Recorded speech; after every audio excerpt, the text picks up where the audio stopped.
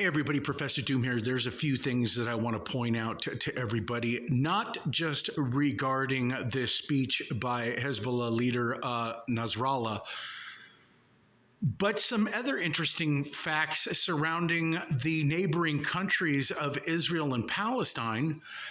And it appears as if Israel has no plans on ending any kind of hostilities in the Gaza area, or anywhere for that matter that is close to them.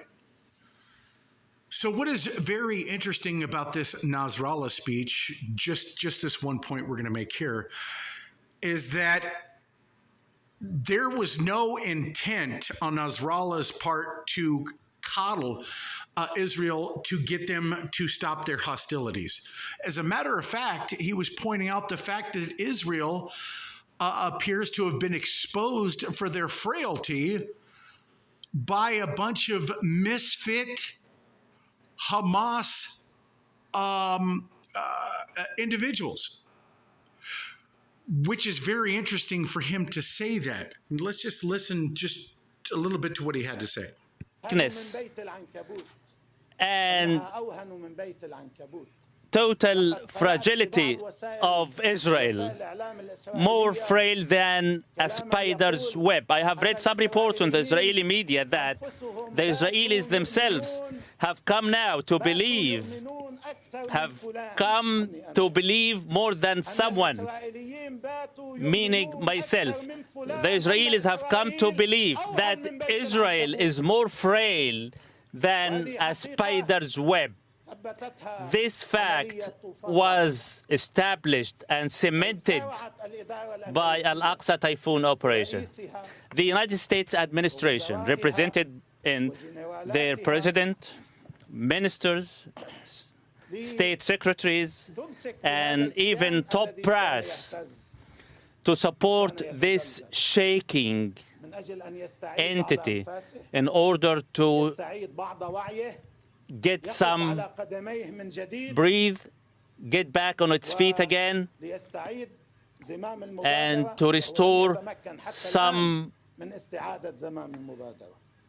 action and to take the initiative, which he has until now. And they had it to provide all forms of protection and support.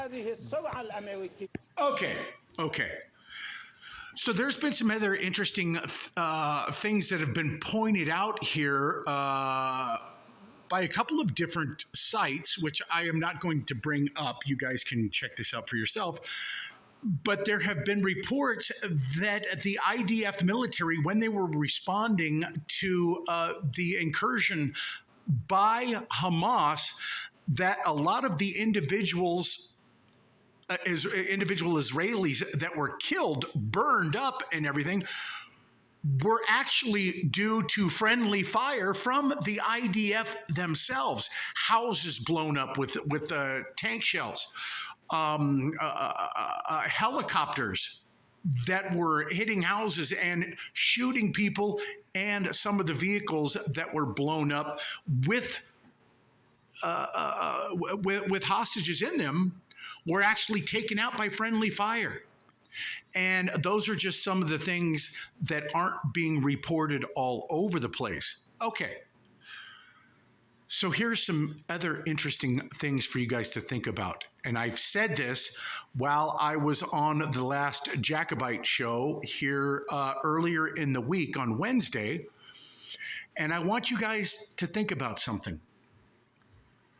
Israel has already committed all the way, and just like this guy said, because Israel appears to have been exposed for their frailty, now they are going to absolutely demolish Palestine. Not only because of that, because this was the plan all along, I believe, but take a look at some of the other countries surrounding Israel. Let's talk about Turkey. Let's talk about Jordan. All of the people are in the streets of Jordan and Turkey and demanding action by their leaders to do something. And here's what's interesting. is that Erdogan comes out and gives a speech. And if Israel continues doing what they're doing, Erdogan has already opened himself up to huge criticism if he doesn't respond to what he spoke about in his speech. Does everybody get that? So the people are going to demand action from their leaders, Jordan, Turkey, and I'm sure there's going to be other countries joining in. As soon as you got Turkey and Iran joining in, we got some problems. Okay. So does everybody understand why all of the countries that are backing up Israel? And here's something to think about. You know, they're talking about, well, you know what, if United States is talking about, hey, if you don't stop doing this, you know what, you're going to see the backside of our ships as we leave the Mediterranean and leave you to your own devices. It's not true. It's absolutely not true. And you want to know why? Because every single country that is there, all you have to do is look at all of the Danny Casolaro documents. Look at them all. Every single country from the Netherlands, Australia, United Kingdom, United States, Canada, every single one of them were partners in crime with Israel. They all know each other's dirty little secrets. Every single one of them. Do you realize that if probably the United States and some of these other countries weren't there, all Israel would have to do is go, you know what, here, we have the proof that we were involved in the Twin Towers. We have the proof right here. It was your very own government that was behind it. The United States couldn't have that.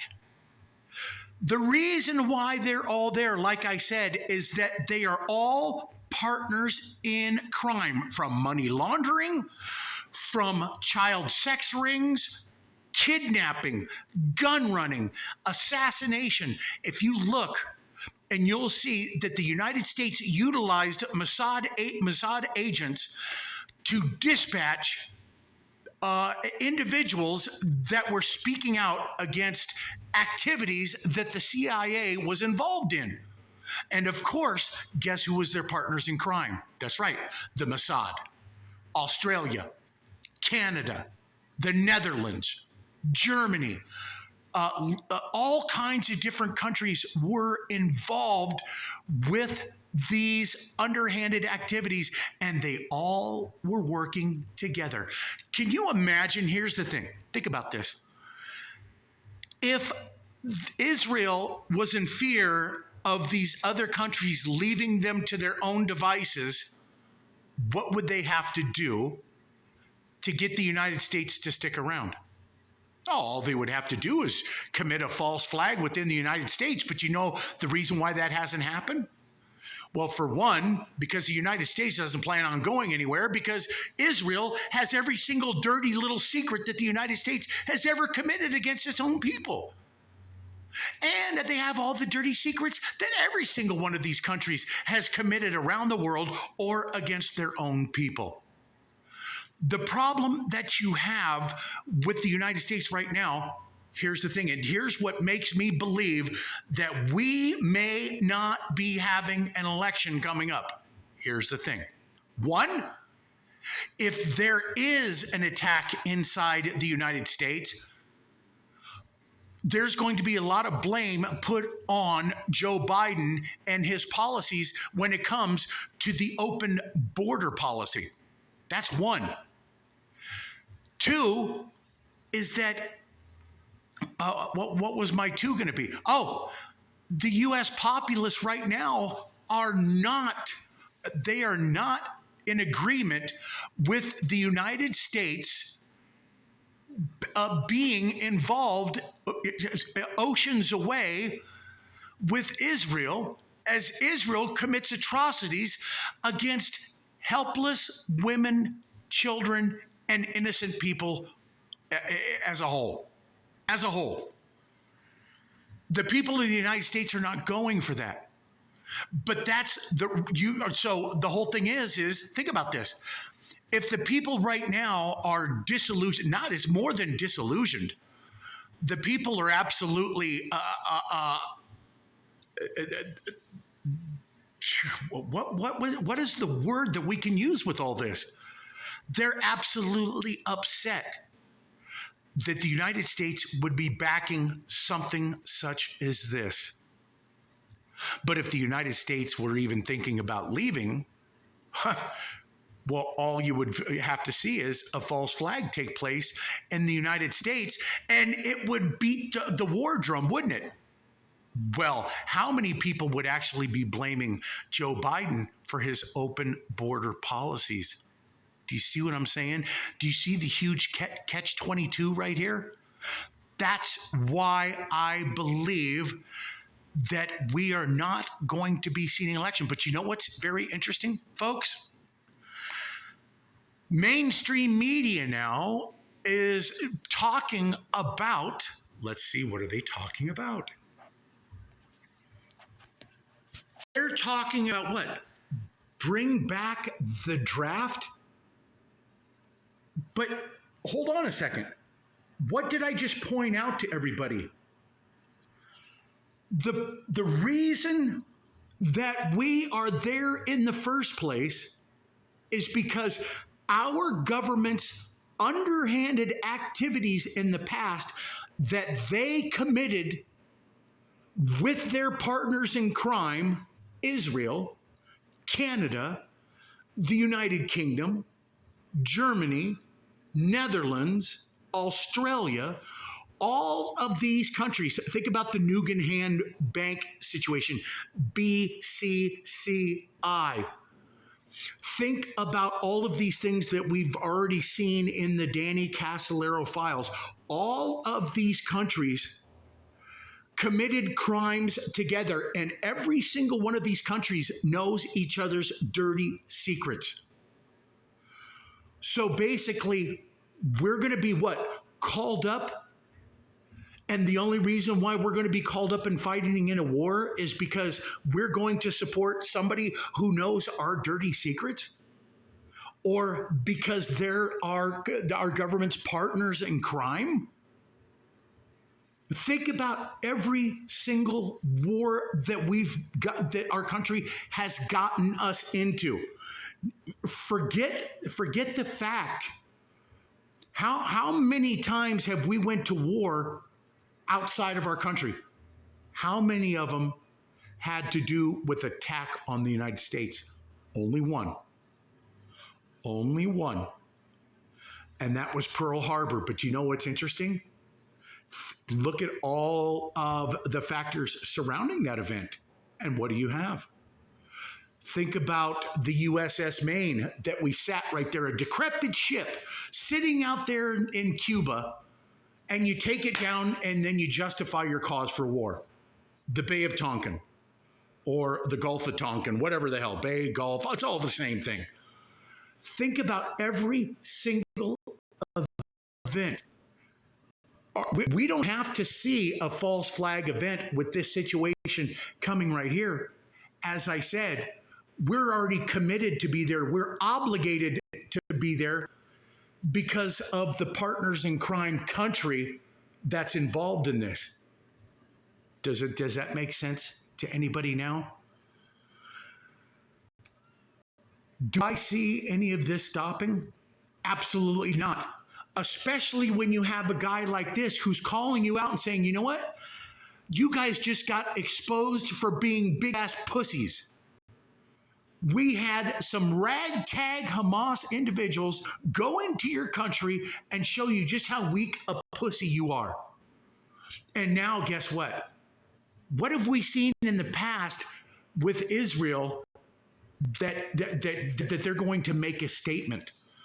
And as you can see, how many kids, how many women are being killed right now because they are absolutely going to drive home a point. But it's even more than that, because this was the master plan all along.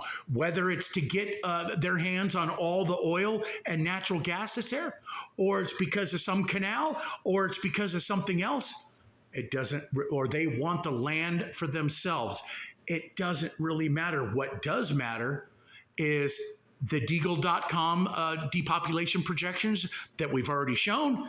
Israel, depopulated. United States, depopulated. Germany, depopulated. Australia, Canada, United Kingdom, and the Netherlands all take a depopulation hit. And you know what's really fucking crazy? Is that the exact same countries that are involved in supporting Israel right now, and they're calling for a what? A draft? Why? Because they know for a fact that since Israel's not going to stop, that the people of Jordan's voice is going to rule. The king of Jordan is going to have to act, because you know what happens when you don't do the will of the people and you have every single person standing up and going, you better do something. That's how coups happen. Erdogan, Turkey, he made a statement. And guess what? If he does not honor what he said in his speech, he himself is going to appear weak. That's not going to happen. You guys can now see exactly what is going to happen here. What is going to happen? Well, you consider that as we sit here and watch everything unfold, what do we know? One, we know that the United States is sending over more aircraft carrier groups to the location. We know that Yemen has already declared, the Houthi leaders have declared war on Israel. Israel doesn't plan on stopping. More countries are going to join in. Jordan, Syria, Iran, Turkey, Lebanon. You have the United Kingdom. You have all kinds of different countries out there in the Mediterranean with ships right now. And the only reason why they would all be out there en masse, just think, if this wasn't going to go any further, all it would take would be one or two aircraft carrier groups of the United States. But that's not the case. Every single country that has been involved as partners in crime with Israel are out there right now because they know that Israel has no plans on stopping. And if they have no plans on stopping, that means other countries are going to get involved. And when they do get involved, that's why you're seeing right now that you have mainstream media talking about reinstating a draft, because they want you to be called up to fight their partner in crime war with them. That's exactly what is going to happen. That's how I see it playing out. Thanks, everybody.